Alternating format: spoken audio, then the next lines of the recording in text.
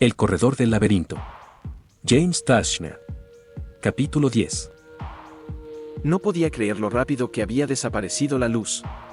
Desde el área propiamente dicha, el bosque no parecía tan grande, poco menos de 1 hectárea. Sin embargo, los árboles eran altos, de troncos macizos, con copas plagadas de hojas. La atmósfera tenía un tono verdoso apagado, como si restaran solo algunos minutos de luz diurna. Era increíblemente hermoso y terrorífico al mismo tiempo. Thomas se internaba en el follaje tan rápido como podía. Al hacerlo sentía los latigazos de las ramas en su cara. De repente, no pudo evitar tropezar con una gruesa raíz que sobresalía del suelo, pero antes de caer logró estirar la mano y aferrarse a una rama. Se balanceó hacia adelante hasta que recuperó el equilibrio. Una acolchada cama de hojas y ramitas crujió debajo de sus pies. Durante la corrida, nunca perdió de vista al escarabajo, que se escabullía por el suelo del bosque. Al adentrarse en la arboleda, la luz roja brillaba con más fuerza ante la creciente oscuridad. Ya había recorrido unos 12 metros, esquivando obstáculos y perdiendo terreno a cada segundo, cuando el escarabajo saltó a un árbol particularmente alto y trepó por el tronco. Thomas se acercó hasta allí, pero ya no quedaban rastros de él. Había desaparecido entre las hojas, como si nunca hubiera existido. Había perdido a ese miserable. Sock, susurró, casi en tono de broma. Por extraño que pareciera, la palabra brotó naturalmente de sus labios, como si ya estuviera transformándose en un habitante del área. El chasquido de una rama hacia su derecha le hizo levantar la cabeza en esa dirección. Trató de no respirar mientras escuchaba atentamente. Luego sonó otro ruido más fuerte, como si alguien hubiera partido una rama con la rodilla. ¿Quién anda ahí?, gritó, sintiendo un cosquilleo de miedo en la espalda. Su voz rebotó como un eco entre las copas de los árboles. Se quedó congelado en el lugar, mientras todo se acallaba, excepto el canto de unos pájaros a la distancia. Pero nadie contestó su llamado ni volvió a escuchar más sonidos en esa dirección. Sin pensarlo 2 veces, se encaminó hacia el lugar de donde provenía el ruido. Se abrió paso empujando las ramas, sin preocuparse por ser sigiloso. Entornó los ojos, esforzándose por ver en la creciente negrura. Deseó haber llevado una linterna. Ese pensamiento le disparó la memoria. Una vez más, recordó algo tangible de su pasado, sin poder ubicarlo en un determinado tiempo y lugar, ni asociarlo con ninguna otra persona o situación. Era frustrante. ¿Hay alguien por ahí?, volvió a preguntar. Se sentía más calmado, ya que el ruido no se había repetido. Seguramente había sido un animal o quizás otro escarabajo. Por las dudas, insistió. Soy yo, Thomas. El novato. Bueno, el segundo novato. Hizo una mueca y sacudió la cabeza, esperando ahora de verdad que no hubiera nadie, porque parecía un completo idiota. Una vez más, no hubo respuesta. Rodeó un gran roble y se detuvo en seco. Un escalofrío le recorrió la espalda, había llegado al cementerio.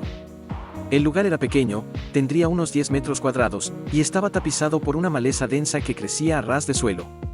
Clavadas en el piso, había varias cruces de madera torpemente realizadas. Sus varas horizontales y verticales estaban atadas con un nudo de cáñamo. Las placas con inscripciones habían sido pintadas de blanco por alguien que estaba, obviamente, muy apurado, a juzgar por la calidad del trabajo. Los nombres habían sido tallados en la madera. Se acercó indeciso a la cruz más cercana y se arrodilló para observar. La luz era tan débil que le parecía estar mirando a través de una niebla oscura. Hasta los pájaros se habían callado, como si se hubieran ido a dormir, y el ruido de los insectos era apenas perceptible. Por primera vez, se dio cuenta de lo húmedo que era el bosque, pues ya tenía la frente y las manos empapadas. Se inclinó sobre la primera cruz. Parecía recién hecha y llevaba el nombre Stephen grabado encima. La N era muy pequeña y estaba justo en el borde porque el tallador no había calculado bien el espacio que necesitaba. Stephen, pensó, sintiendo una tristeza inesperada pero indiferente. ¿Cuál es tu historia? ¿Acaso Chuck te mató con su conversación? Se levantó y caminó hasta la siguiente, que estaba completamente tapada por la hierba, con la tierra firme en la base. Debía pertenecer a uno de los primeros en morir, porque su tumba parecía ser la más vieja de todas. Se llamaba George. Miró a su alrededor y vio que había unas 12 sepulturas más. Un par de ellas lucían tan nuevas como la primera que había examinado. Un centelleo plateado llamó su atención. Era distinto del escurridizo escarabajo que lo había conducido al bosque, pero igual de raro. Caminó entre las lápidas hasta que llegó a una tumba cubierta por una lámina mugrienta de plástico o de vidrio. Entrecerró los ojos para contemplar lo que había del otro lado y lanzó un grito ahogado cuando la imagen se hizo nítida. Era una ventana que dejaba ver los restos polvorientos de un cuerpo en descomposición. Completamente espantado, pero atraído por la curiosidad, se inclinó hacia adelante para ver mejor. La sepultura era más pequeña de lo normal, solo contenía la mitad de la persona muerta. Recordó la historia de Chuck sobre el chico que había tratado de bajar por una cuerda a través del foso oscuro de la caja y fue cortado en dos por algo que pasó volando por el aire. Había unas palabras grabadas en el vidrio, que resultaban muy difíciles de leer. Que este medio larcho sea una advertencia para todos ustedes, no se puede escapar por el hueco de la caja. Sintió el extraño impulso de sonreír, que era demasiado ridículo para ser verdad. Pero también estaba disgustado consigo mismo por ser tan simplista y superficial. Había dado unos pasos hacia el costado para leer los nombres de otros muertos, cuando una ramita se quebró justo delante de él, detrás de los árboles ubicados al otro lado del cementerio. Luego otro crujido. Y otro. Cada vez más cerca. Y la oscuridad era impenetrable.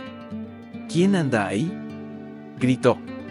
Su voz sonó temblorosa y apagada, como si estuviera hablando dentro de un túnel.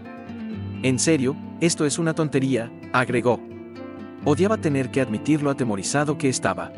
En vez de contestar, la otra persona abandonó cualquier intención de ser sigilosa y se echó a correr a través de la arboleda que estaba enfrente del cementerio, rodeando el lugar donde él se encontraba.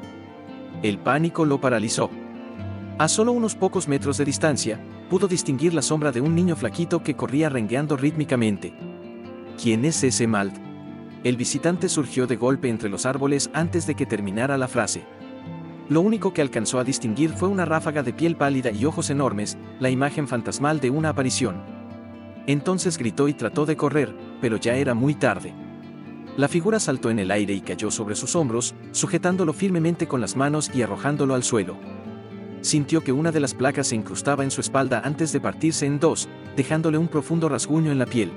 Comenzó a empujar y golpear a su atacante, un implacable revoltijo de piel y huesos brincando encima de su cuerpo.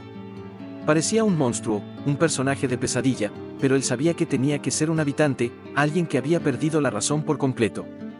Escuchó un sonido de dientes que se abrían y cerraban bruscamente con un constante repiqueteo. Luego sintió una punzada de dolor cuando el lunático le clavó la boca fuertemente en el hombro. Lanzó un aullido y el sufrimiento se deslizó por su sangre como una corriente de adrenalina. Apoyó las palmas de las manos sobre el pecho de su oponente y presionó, estirando los brazos hasta que los músculos se tensaron contra la figura que luchaba arriba de él. Finalmente, el otro cayó hacia atrás con un fuerte estallido, haciendo pedazos otra lápida. Thomas, jadeando, se arrastró hacia atrás y observó por primera vez a su desquiciado contrincante. Era el chico enfermo. «Ven»,